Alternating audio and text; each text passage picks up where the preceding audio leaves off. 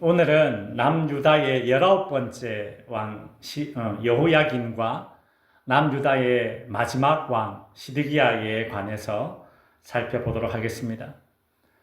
남유다의 18번째 왕 여호야김이 죽고 그의 아들 여호야긴이 왕이 되었습니다. 우리가 지금까지 역대하를 중점적으로 살펴봤는데요. 역대하 36장 9절에 보면 여호야긴이 왕이 된 나이를 8세라고 이야기를 하고 있는데, 우리가 읽은 열왕기하 24장 8절에 보면 여호야긴이 왕이 된 나이를 18세라고 그렇게 이야기를 합니다. 성경에 이렇게 기록의 차이가 있죠. 야, 이거 뭐야, 성경 틀렸네. 1.1획도 뭐 안 틀리다는 이게 뭐야, 막 이런 생각이 들 수도 있을 것 같은데요. 이 당시에는 공동 통치라는 제도가 있었습니다. 뭐냐면 다음에 왕이 될 사람이 정해지면 지금 현재 있는 왕과 함께 공동 통치를 하는 겁니다. 그러니까 아버지 여호야김 왕이 있을 때에 이 아들 여호야긴을 이제 공동 통치하는 왕으로 일찌감치 그렇게 지정을 한 것입니다. 그래서 여호야긴은 아버지 여호야김이 11년간 나라를 다스릴 때에 그때 공동 통치를 이제 10년간 하면서 정치를 배우게 되는 것이죠.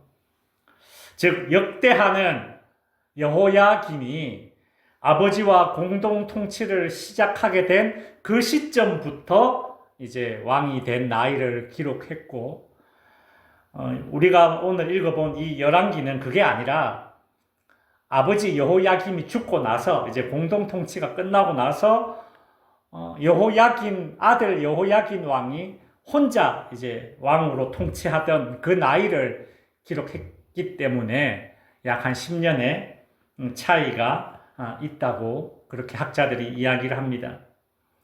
그렇게 이제 이해해 주시고 이 차이점을 성경 볼 때마다 떠올리시면 되겠죠.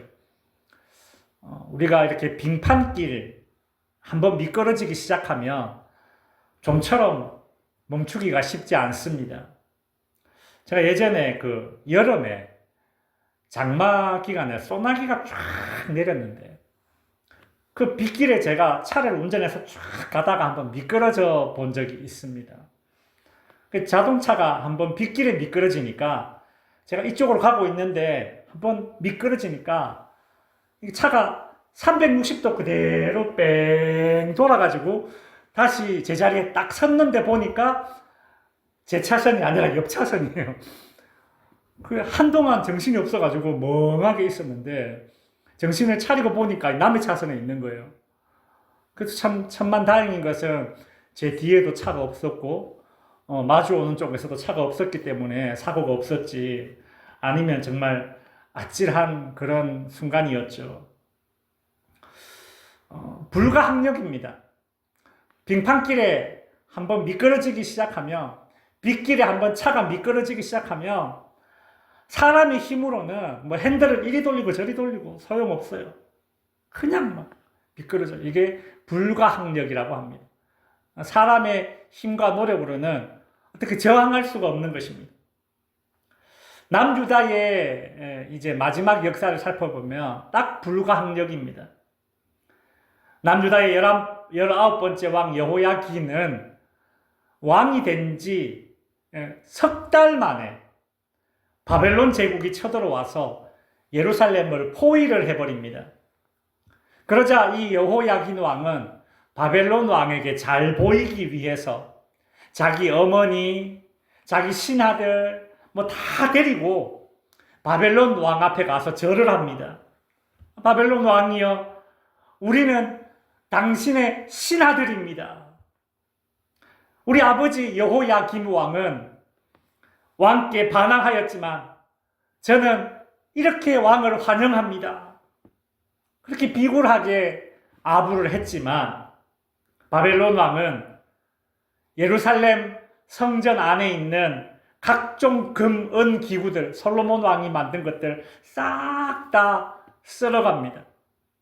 심지어 그 남유다에 있는 장인들, 대장장이들, 기술자들, 이런 사람들을 싹 다 잡아갑니다. 그 남아있는 사람들은, 남유다에 남아있는 사람들은 비천한 자들밖에 없었다라고 해요. 여러분, 한 나라의 기술자들이 그렇게 잡혀가면 그 나라는 향후 수십 년간 다시 일어날 수가 없습니다.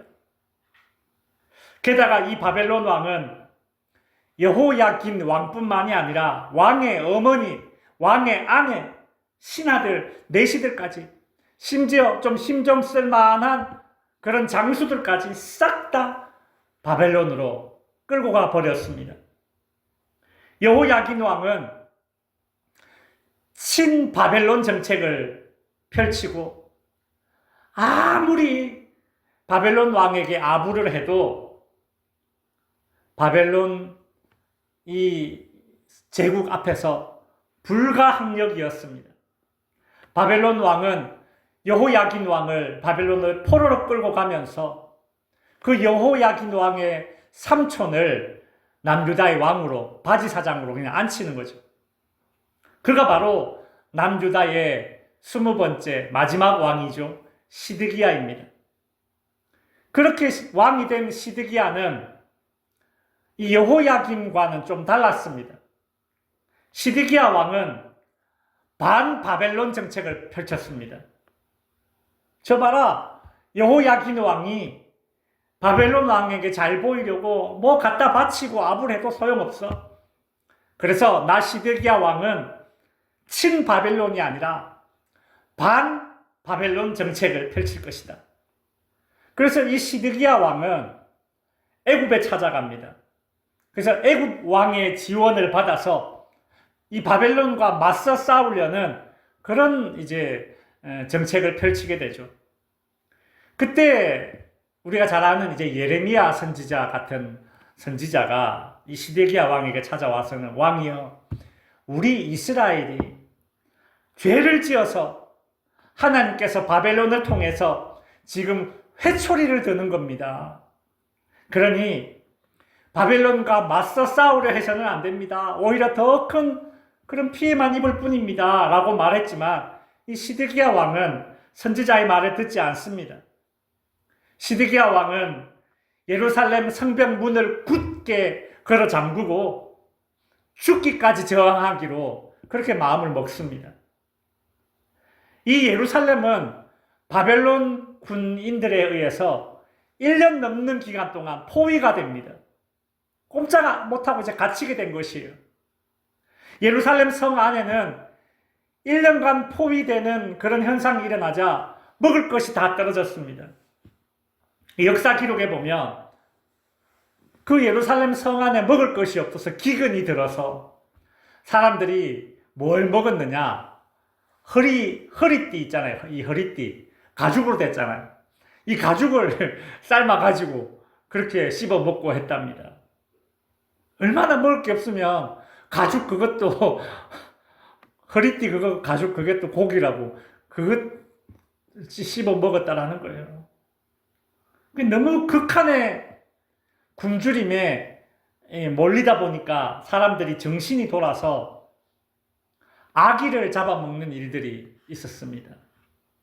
예레미야 선지자는 그 기록을 이렇게 남겼습니다. 예레미야 애가 4장 10절에 보면 그 시드기야 왕 때에 이 바벨론에게 예루살렘 성이 포위되었을 때에 있었던 일인데 이렇게 기록하고 있어요. 딸 내 백성이 멸망할 때에 자비로운 부녀들이 자기들의 손으로 자기들의 자녀들을 어떻게 해요? 삶아 먹었도다.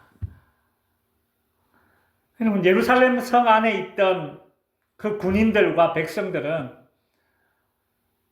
극한의 이 굶주림에 몰려서 패닉 현상이 일어나서 이런 말도 안 되는 그런 시기들이 일어났다라는 거죠.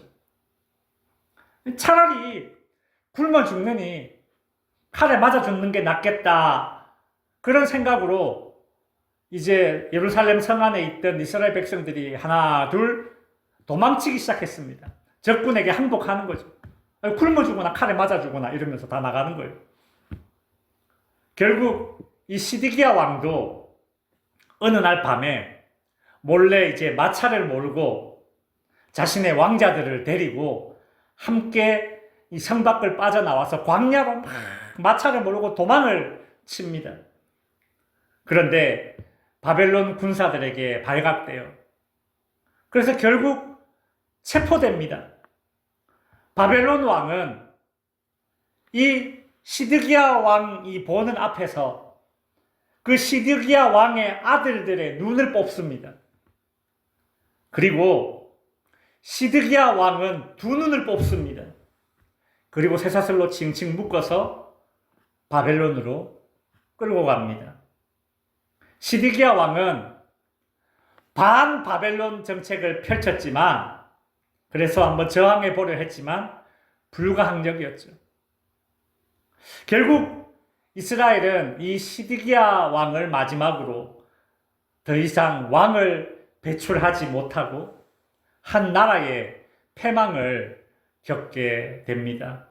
이제 말씀을 정리하겠습니다. 여러분, 우리는 지난 몇 개월 동안 사울부터 시작해서 다윗, 솔로몬, 그리고 남유다의 왕들을 쭉 살펴봤습니다. 이스라엘의 왕들을 통해서 얻는 역사적인 교훈, 신앙적 교훈이 있다면 특별히 오늘 본문을 통해서 다시 한번 우리 마음속에 되새겨야 할 교훈이 무엇인가 하면, 그 남유다의 역대 왕들이 뭐 친바벨론을 하건 반바벨론을 하건 혹은 친애굽 정책을 펼치건 반애굽 정책을 펼치던 간에 왕들의 그런 모든 정책들 다 소용이 없었다라는 것입니다. 이스라엘 왕들에게 필요한 정책은 친바벨론, 뭐 반바벨론, 친애굽, 반애굽 뭐 이런 정책들이 아니었습니다. 여러분, 우리가 지금까지 살펴본 왕들 중에 태평성대를 누리고 그 이 이스라엘이 부국강병을 이룰 수 있었던 그 왕들을 한번 보십시오. 뭐 요시야, 히스기야, 요아스, 이런 왕들의 공통점이 무엇이었습니까? 친바벨론이었습니까? 반바벨론이었습니까? 친애굽이었습니까? 반애굽이었습니까? 아닙니다. 한번 따라해 주십시오. 친하나님. 맞아요. 친하나님. 이스라엘 왕들 중에서 가장 강력한 국가를 이뤘던 왕이 누굽니까? 다윗 왕입니다. 이 다윗 왕은 시편 73편 28절에서 이렇게 말했습니다. 하나님께 가까이 하니 내게 복이라. 내가 주 여호와를 나의 피난처로 삼아 주의 모든 행사를 전파하리이다. 지금 우리나라에서 에이펙 정상회의가 있죠. 세계의 강대국들이, 특히 미국과 중국이 서로 자기의 힘을 과시하면서 자기들보다 힘이 약한 나라를 줄 세우기를 하고 있는 그런 형국이 바로 오늘날의 형국입니다. 진짜 뭐 줄 한번 잘못 서면, 진짜 삐끗하면 나라의 경제와 안보가 수십 년 뒤로 나자빠지는 그런 아주 중요한 시국을 우리가 보내고 있습니다. 이런 시국에 뭐 어떤 사람은 친바벨론 해야 된다, 어떤 사람은 친애굽 해야 된다, 뭐 정치하는 사람들은 그렇게 막 많은 이런저런 말을 하겠지만, 우리 대한민국 교회와 성도들은 이런 시국에 친하나님의 신앙을 가지고 우리 하나님께 매달려야 되고 기도해야 될 때입니다. 하나님께서 아브라함더러 소돔성에 의인 10명만 있으면 멸망시키지 않겠다라고 그렇게 약속하셨는데 지금 우리가 하나님이 아브라함에게 하신 그 약속을 붙들고 지금 우리가 한국교회가 우리 성도들이 친하나님을 정책을 펼쳐야 될 때죠. 하나님을 가까이 하는 신앙으로 저와 여러분을 살리고 이 나라와 이 민족을 살릴 수 있는 그런 친하나님의 정책으로 우리 교회와 성도들이 하나님 앞에 나아갈 수 있기를 바랍니다. 기도하겠습니다.